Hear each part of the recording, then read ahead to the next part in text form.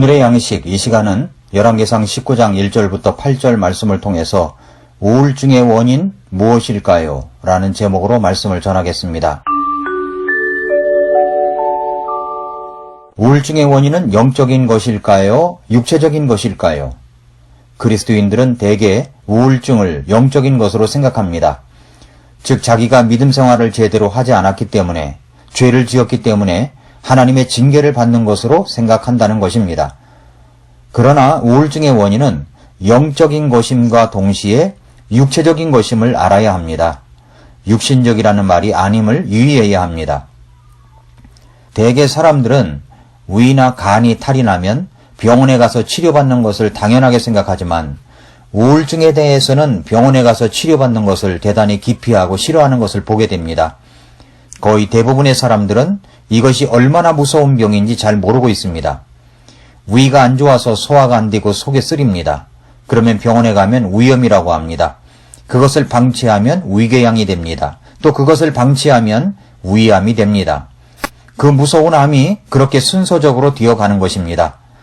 우울증이라는 것은 간이나 위가 탈난 것보다 훨씬 더 고치기 어렵고 무서운 병이라는 것을 알아야 합니다. 왜냐하면 우울증은 사람으로 하여금 아무것도 하지 못하게 할 뿐 아니라 나중에는 결국 그 사람의 목숨까지 빼앗아 버릴 수 있기 때문입니다. 우울증의 원인이 여러 가지 있겠지만 집중적인 하나를 다룬다면 그것은 분노의 감정을 그대로 방치해버린 결과라는 것입니다. 우울증의 원인이 바로 분노의 감정에 있다는 것을 간과해서는 안 됩니다. 사람들은 분노가 얼마나 무서운 것인지 모르고 자꾸 화를 내기도 하고 속으로 집어넣기도 합니다. 특히 내성적이거나 자존심이 강한 사람들은 분노의 감정을 다른 사람에게 드러내지 못하고 속으로 스스로 삼킵니다. 그러면 그 분노의 감정은 그 사람 안에 있는 감정의 웅덩이를 말라 비틀어지게 만든다는 것입니다. 예를 들어 지구에는 많은 양의 물이 있어서 지구 표면 온도가 급격하게 상승하거나 낮아지는 것을 막고 일정한 온도를 유지시켜줍니다. 만일 지구 표면에 물이 없으면 밤과 낮의 기온 차이가 100도 이상 될 것입니다. 마찬가지로 사람의 마음 안에는 감정의 웅덩이, 못이 있어서 급격한 감정의 상승이나 하강을 막고 일정한 상태를 유지하게 해줍니다. 그러니까 이 감정의 못 때문에 우리가 어느 정도 화가 나더라도 시간이 지나면 화가 가라앉게 되고 의심을 하다가도 시간이 지나면 차차 마음의 안정을 되찾게 되는 것입니다. 그러나 사람이 지속적으로 화를 내면 이 분노가 감정의 못을 모두 다 갉아먹어서 나중에는 감정을 컨트롤할 수 없게 되는 것입니다. 그때부터는 아주 작은 분노도 그의 인격 전체를 지배하게 되고 작은 의심도 강박관념으로 그를 지배하게 됩니다. 바로 이것이 우울증의 현상인 것입니다. 사람이 처음에 화를 낼 때는 화를 낼 만한 일이 있기 때문에 화를 내는 것입니다. 그러나 자꾸 그렇게 하다 보면 나중에는 화를 낼 일이 없는데도 자동적으로 화가 나게 되고 나중에는 기뻐해야 하는데도 화가 저절로 나게 되는 것입니다. 오늘날 우울증 환자가 이렇게 많은 이유가 무엇입니까? 그것은 너무나도 조심 없이 자신의 분노의 감정을 속으로 집어넣거나 자꾸 표출하기 때문입니다. 사람들은 화를 낸다고 해서 당장 병원에 가는 것도 아니고 법적인 처벌을 받는 것도 아니기 때문에 더욱더 화를 냅니다. 그 결과는 가장 치명적인 고통으로 자신에게 돌아오게 됩니다. 감정이 통제되지 않게 된다는 것입니다. 그렇게 되면 모든 사람들이 자기를 욕하는 것 같고 자기는 이 세상에서 가장 문제가 많은 사람이라고 자책하면서 살아가게 된다는 것입니다. 그래서 우울증이라는 것은 순전히 영적인 질병이라고 볼 수도 없고 또 순전히 육체적인 질병이라고 말할 수도 없다는 것입니다. 왜냐하면 영적인 질병이라면 기도를 하거나 은혜를 한번 강하게 받음으로 끝날 수 있고 육적인 질병이라면 약을 먹거나 수술을 함으로 치료를 받을 수 있겠지만 우울증은 그렇게 간단한 병이 아니기 때문입니다. 우울증에 걸리게 되면 일단 다른 사람의 도움을 받아야 하는데 중요한 것은 그 사람 안에 있는 분노를 어떻게 해소하며 또한 파괴된 감정체계를 어떻게 재생시키느냐 하는 것입니다. 그런데 우리가 알아야 할 것은 우울증 치료에 있어서 약물 치료는 근본적인 치료 방법이 되지 않는다는 것을 알아야 합니다. 왜냐하면 약물 치료는 급한 발작을 막는 것이지 분노를 없애거나 감정을 재생시키지 못하기 때문입니다. 일단 우울증 환자의 마음속에는 분노가 꽉 차 있기 때문에 그것을 해소하는 방법은 대화 치료밖에 없습니다. 근본적으로는 누군가를 붙잡고 이야기해야 속에 있는 분노와 독소가 빠져나가게 된다는 것입니다. 옛날 이야기 가운데 이런 이야기가 있지 않습니까? 어떤 이발사가 임금님의 귀가 당나귀 귀인 것을 말하지 못해서 병이 생겼는데 산에 가서 소리를 지르니까 나았다는 이야기입니다. 우울증의 치료에도 다른 사람과의 대화를 통해 이런 해소가 필요하다는 것입니다. 영적인 병일 수도 있고 육체적인 병일 수 있습니다. 오늘 본문의 엘리야는 어떻게 해서 이런 영적인 침체가 온 것입니까?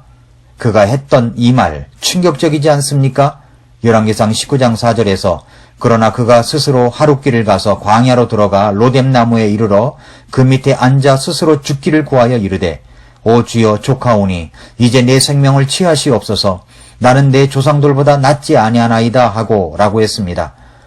아니 그 교회 목사님이 어느 날 기도하면서 하나님 저 죽여주세요. 저는 못난 사람입니다. 저 죽여주세요 한다면 그것을 듣는 사람은 충격적일 것입니다.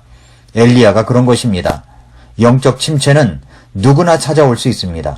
엘리야의 이런 모습을 잘 살펴보면 누구나 걸릴 수 있는 영적 침체가 왜 찾아오는지 알 수가 있습니다. 첫째로 두려움과 염려의 모습으로 찾아옵니다. 이세벨은 자기가 돌보고 있는 모든 제사장들을 칼로 죽였다는 소식을 듣고는 엘리야를 죽이겠다고 선포했습니다. 그 상황을 안 엘리야는 살기 위해서 도망을 갑니다. 엘리야는 두려웠습니다. 이 두려움은 영적 침체가 올 때 찾아오는 현상입니다. 공황장애는 특별한 이유 없이 예상치 못하게 나타나는 극단적인 불안 증상, 즉 공황 발작이 주요 특징입니다. 공황 발작은 극도의 공포심이 일어나서 심장이 터지도록 뛰거나 가슴이 답답하고 숨이 찬 증세입니다. 식은땀이 나는 등 신체 증상이 동반되는 당장 죽을 것 같은 극도의 불안 증상을 말합니다. 두려움은 누구나 다 경험합니다. 그러나 영적 침체에 빠지면 지나친 두려움, 조절이 안 되는 두려움이 엄습해 오는 것입니다. 둘째로 홀로 있고 싶어 합니다. 엘리야는 홀로 유다에 속한 부엘세바에서도 혼자 광야로 들어가 거기서 또 하룻길쯤 갔습니다. 아무도 자기를 알지 못하는 곳으로 간 것입니다. 사실 침체가 찾아오면 혼자 있으면 안 되는데 혼자 있으려고 합니다. 사람이 싫어지기 때문입니다. 누구도 자기를 도와줄 수 없다고 생각합니다. 셋째로 자살 충동이 일어나고 의욕이 상실됩니다. 엘리야는 로뎀나무 아래서 죽기를 원하고 있습니다. 하나님께서 생명을 거두어 달라고 기도합니다. 영적 침체가 일어나면 이렇게 자살 충동이 일어난다는 것을 알아야 합니다. 죽을 수만 있다면 죽고 싶다는 아주 위험한 생각이 일어나는 것입니다. 의욕을 상실하고 비전을 상실해버렸습니다. 식욕, 성취욕, 성욕 등 이 세 가지는 인간이 가지고 있는 기본적인 욕망인데 이것마저도 상실해버렸습니다. 그동안 잃은 것 아무 의미도 없어 보입니다. 자식을 낳아 키운 것도 무엇인가를 성취한 것도 돈을 번 것도 심지어는 내가 주님을 위하여 평생 봉사하며 헌신한 것도 아무 소용이 없다는 생각을 갖게 됩니다. 넷째로 열등의식이 있습니다. 엘리야가 그랬습니다. 자신을 죽여달라고 하더니 자신은 조상들보다 낫지 않다고 말합니다. 갑자기 정체성의 혼돈이 일어난 것입니다.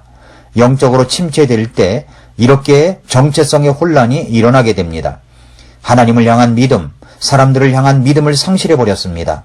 그 순간 내가 목사라는 사실의 회의가 찾아옵니다. 목회를 그만둔다면 나는 누구인가? 갑자기 내 자신이 쓸모없다는 생각을 갖게 됩니다.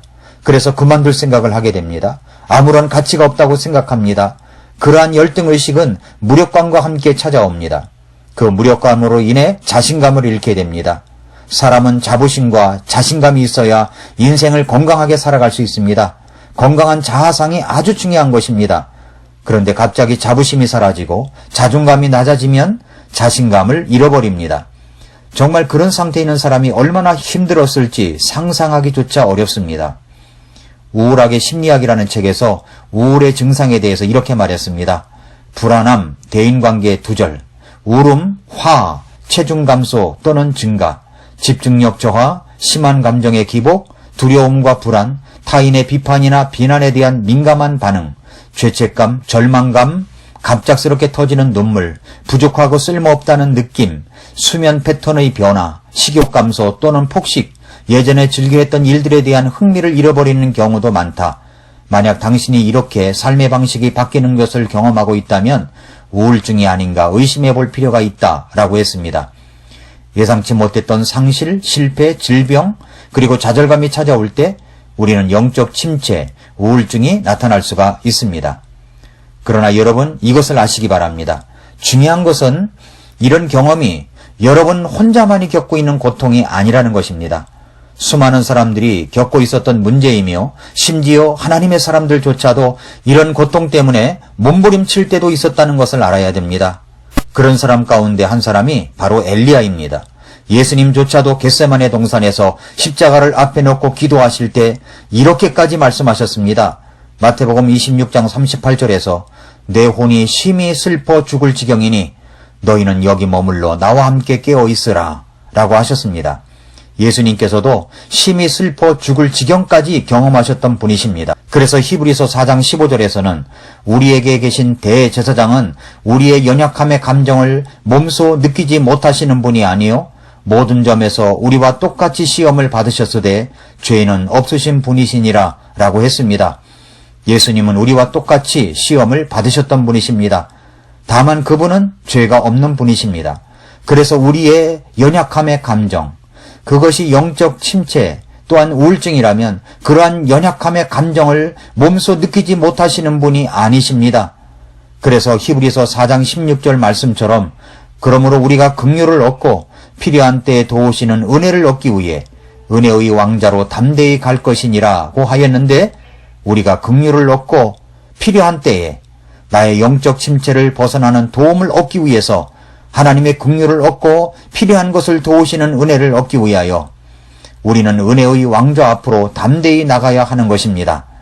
하나님은 당신을 도우십니다.